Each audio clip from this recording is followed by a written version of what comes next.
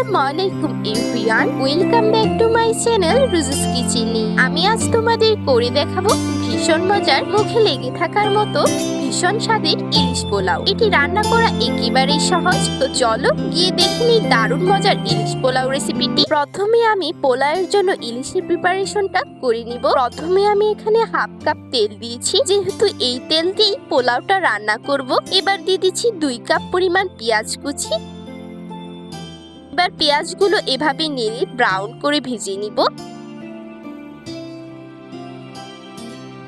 দিয়ে দিচ্ছি 2টি তেজপাতা, আদা পাতা। এটি সম্পূর্ণই অপশনাল, আমার কাছে ছিল তাই আমি দিয়েছি, কারণ এটি দিলে পোলাওয়ের স্বাদটা বেশি হয়। এবার দিয়ে দিচ্ছি 1 টেবিল চামচ রসুন বাটা, 1 টেবিল চামচ পেঁয়াজ বাটা, 1 টেবিল চামচ আদা বাটা।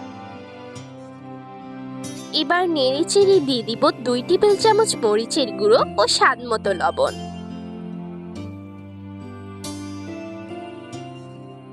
এখন মশলাগুলো কষিয়ে নিব। মশলাগুলো কষানো হয়ে গিয়েছে, এই পর্যায়ে দিয়ে দিচ্ছি 1 কাপ পরিমাণ দুধ। এবার দিয়ে দিচ্ছি ইলিশ মাছগুলো। ঢাকনা দিয়ে ঢেকে দিচ্ছি 2 মিনিটের জন্য। 2 মিনিট পর ঢাকনা খুলে নিলাম। ইলিশ মাছগুলো এভাবে করে তুলে নিব। এখন আমি তুলসী মালা চাউল দিয়ে দিচ্ছি, তোমরা চাইলে যে কোনো সুগন্ধি চাল নিতে পারো। এবার চালগুলো এভাবে করে নেড়ে নিচ্ছি।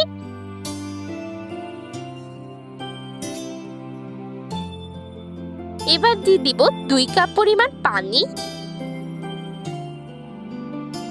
এবার 5 মিনিটের জন্য ঢাকনা দিয়ে ঢেকে দিচ্ছি। 5 মিনিট পর ঢাকনা খুলে ইলিশ মাছগুলো দিয়ে দিব। তার সাথে দিয়ে দিচ্ছি 5-6টি কাঁচামরিচ। 10 মিনিটের জন্য ঢাকনা দিয়ে দিব, এর ফলে মাছগুলো এবং চালগুলো ভালোভাবে কুক হয়ে যাবে। 10 মিনিট পর ঢাকনা খুলে দিয়ে দিচ্ছি 2 টেবিল চামচ ঘি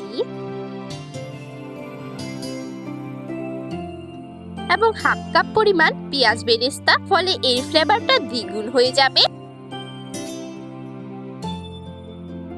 এবার 2 মিনিটের জন্য ঢেকে দিচ্ছি। 2 মিনিট পর ঢাকনা খুললেই রেডি অসম্ভব মজাদার ইলিশ পোলাও। একবার এই রেসিপিটি বাড়িতে বানিয়ে দেখো, তাহলে এই পোলাওটা বারবার খেতে চাইবে। তো দেখো কতটা ঝরঝরে হয়েছে, তোমরা হয়তো দেখেই বুঝতে পারছো। তো রেসিপিটি ভালো লাগলে চ্যানেলটিকে সাবস্ক্রাইব করে ভিডিওতে লাইক করে দিও। বাই।